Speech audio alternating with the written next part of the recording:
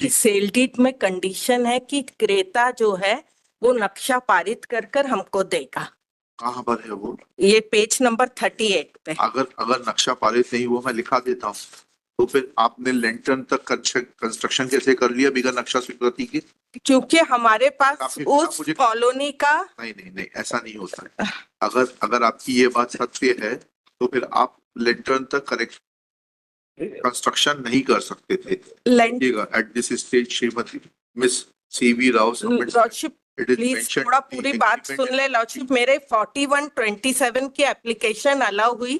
मैंने नगर निगम से नक्शा पारित होने की रसीद और सारे डॉक्यूमेंट अपील स्टेज में फाइल किए। 4127 में से डिले है, नहीं डिले नहीं है लॉर्डशिप। 8 माह में हमें निर्माण कार्य करके देना था। इनने 4 माह में नोटिस भेज दिया कि आप फर्दर कंस्ट्रक्शन बंद कर दें। ठीक है, आपसे हमारा एग्रीमेंट हम खत्म करते हैं। तो ये 4 माह मतलब 8 माह पूरे कंप्लीट भी नहीं हुए निर्माण के। प्लेंटिफ ने सिविल सूट डिक्लेरेशन और परमानेंट इंजंक्शन का फाइल किया, जिसके 39 1 and 2 रिजेक्ट कर दी गई। अपलेट कोर्ट में भी रिजेक्ट कर दी। 39 1 and 2 3 ग्राउंड पर रिजेक्ट की कि जो निर्माण कार्य करने का एग्रीमेंट वादी क्रमांक 2 और डिफेंडेंट में हुआ है। इसका दावा किस चीज का है? दावा इसका कि सेल डीड को शून्य घोषित करने के लिए प्रतिवादी की। Sale deed executed by plaintiffs in favor of defendant be declared as null and void. null and void। कब की थी ये सेल डीड आपने? ये की थी 20/10/23 को। 20/10/23 को। कहाँ है वो सेल डीड? ये सेल डीड है पेज नंबर 23 पे। अनेक्चर P2 पढ़ लीजिएगा पेज 28 पर। आपने विक्रय कर कब्जा दखल सुपुर्द कर दिया है। ना आपका कब्जा है ना आपका जो टाइटल है। अब उसके बाद इंजंक्शन कैसे मिल जाएगा? इंजंक्शन हमने इस बात का मांगा था कि हमसे निर्माण कार्य कराने का एग्रीमेंट किया था। क्योंकि ये एक कॉलोनी का निर्माण हो रहा है जिसमें 1 से मकान बन रहे हैं और उसका एक शर्तें हैं जो हमने सेल डीड के पेज नंबर 38 में लिखे हैं कि आवासीय कॉलोनी बनेगी तो इस तरह से इसमें निर्माण कार्य किया जाएगा। इसीलिए जो भी सेल डीड हुई है उसके पहले एक ट्राई पार्टी एग्रीमेंट हुआ है जो वादी क्रमांक 1, 2 और 3 के बीच में, जो एग्रीमेंट को प्रतिवादी ने अपने नोटिस में एडमिट भी किया है कि ऐसा एग्रीमेंट हुआ है। Application under order 39 rule 1 and 2 annexure lordship practice annexure page 66 annexure P6।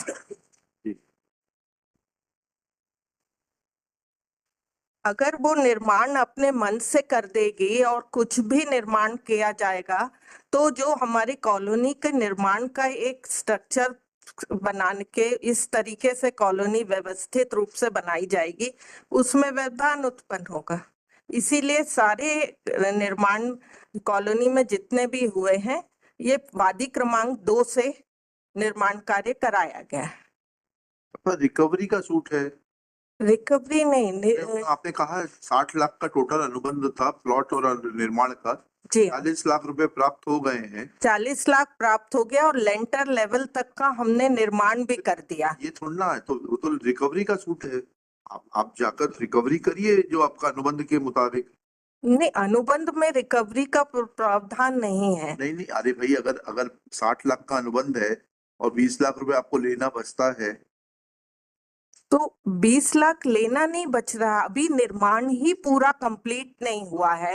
वो निर्माण के मध्य में 8 माह में सेल डीड से 8 माह के भीतर हमको निर्माण कार्य करके प्रतिवादी को देना था। जी। हम इनसे नक्शा मांगते रहे। नगर निगम में हमने नक्शा सबमिट किया क्योंकि हम एक डिजाइन के मकान सारी कॉलोनी में बना रहे थे। आपका आर्गुमेंट ही गलत है। नक्शा मांगते रहे जब आप रो हाउसिंग बना रहे हैं तो मतलब ये है, और जब आपका निर्माण कार्य का अनुबंध भी है मतलब यह है कि नक्शा स्वीकृत है।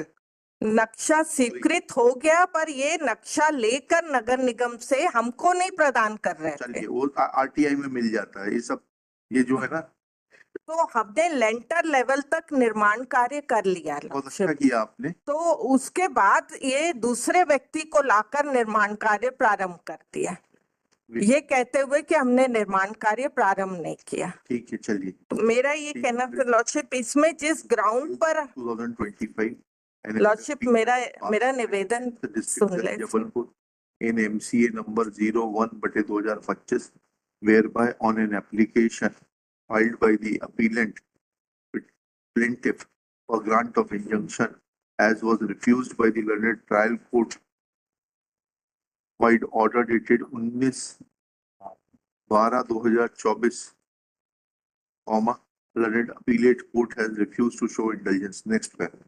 Learned counsel for the petitioner submits that there was a sale cum development agreement entered into between the petitioner and the respondent. Full stop. Respondent paid only a sum of rupees 40 lakhs out of agreed amount of rupees 60 lakhs and has committed several defaults, as a result of which construction could not be completed, and therefore now respondent be restrained from carrying out the construction in the hands of any third party. Full stop. Next paragraph. I have carefully gone through the agreement to sale deed annexure P2 and also the terms and conditions incorporated therein. Full stop. A specific time period has been mentioned in the said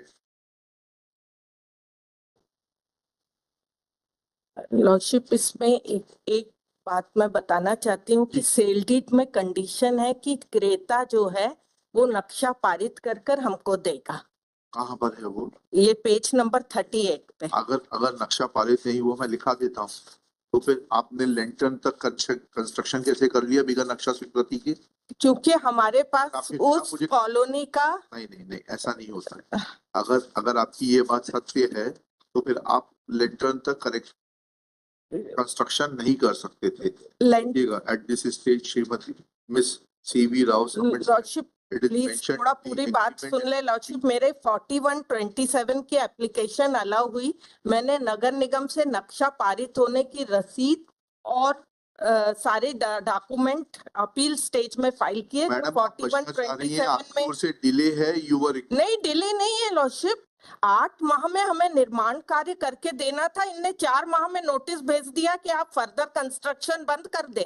ठीक है, आपसे हमारा agreement हम खत्म करते हैं।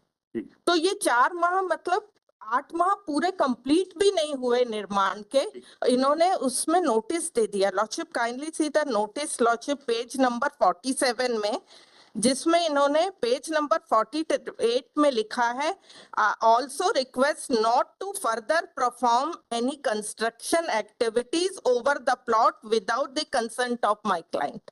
तो हमें बंद करना पड़ा और उसके बाद ये कह रहे हैं हमको निर्माण करके नहीं दिया और पुलिस में रिपोर्ट कर रहा है, ये कर रहा है बीइंग लेडी। जी। तो मेरा ये कहना है कि ये निर्माण कार्य हमारा जो एग्रीमेंट था सेल डीड के 8 माह के अंदर मकान बनाना था। जी। इन्होंने 4 माह में हमको नोटिस दे दिया।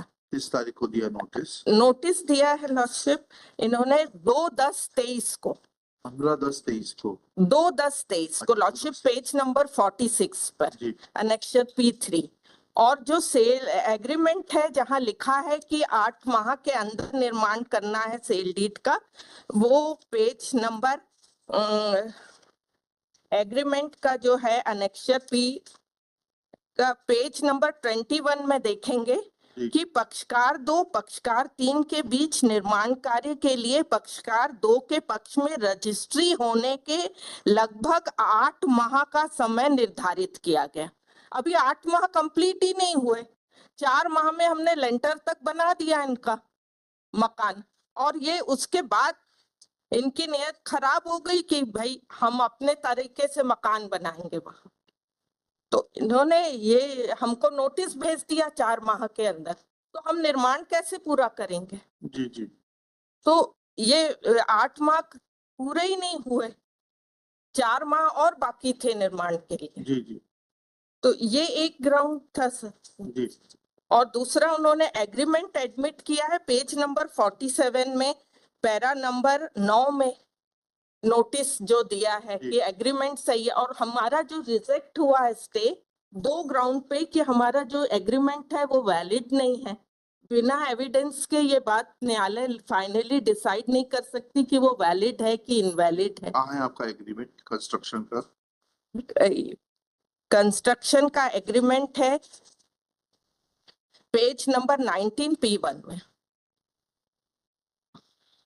जी कितने रुपए के स्टैम्प पेपर पे है ये? ये कंडीशन पे निर्माण के है। नहीं नहीं, कितने रुपए के स्टैम्प पेपर पे है? सर वो जानकारी नहीं है। चलिए, हाँ छोड़ा था, अब बीच में मत बोलिएगा प्रभाकर। जी।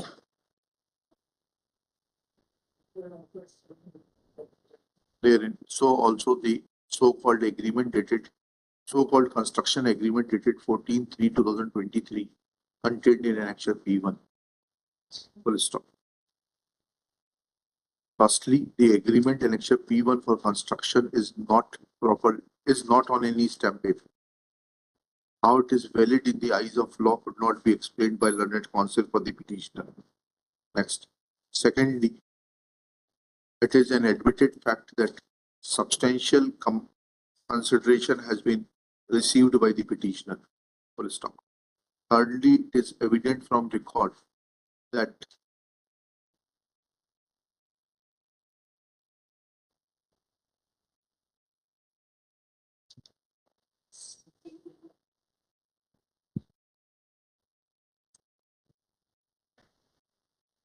when a trial court has clearly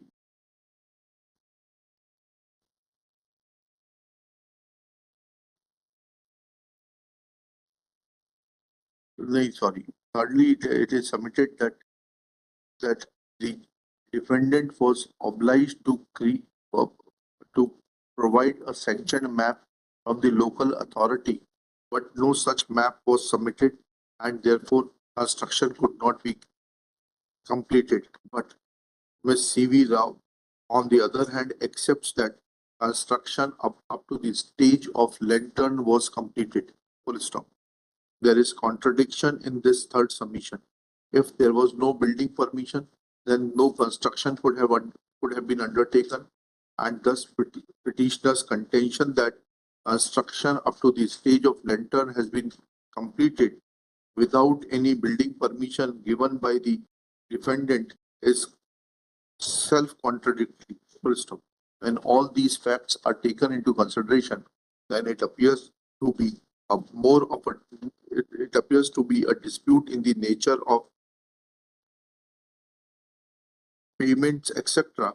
And when this aspect is taken into consideration, then dispute being in the nature of money suit, where plaintiff has to recover certain amounts from the defendant, then in such matters where a party can be compensated in terms of money, grant of injunction is not the sine qua non. Therefore, when impugned orders are tested, they cannot be faulted with. Petition fails and is dismissed.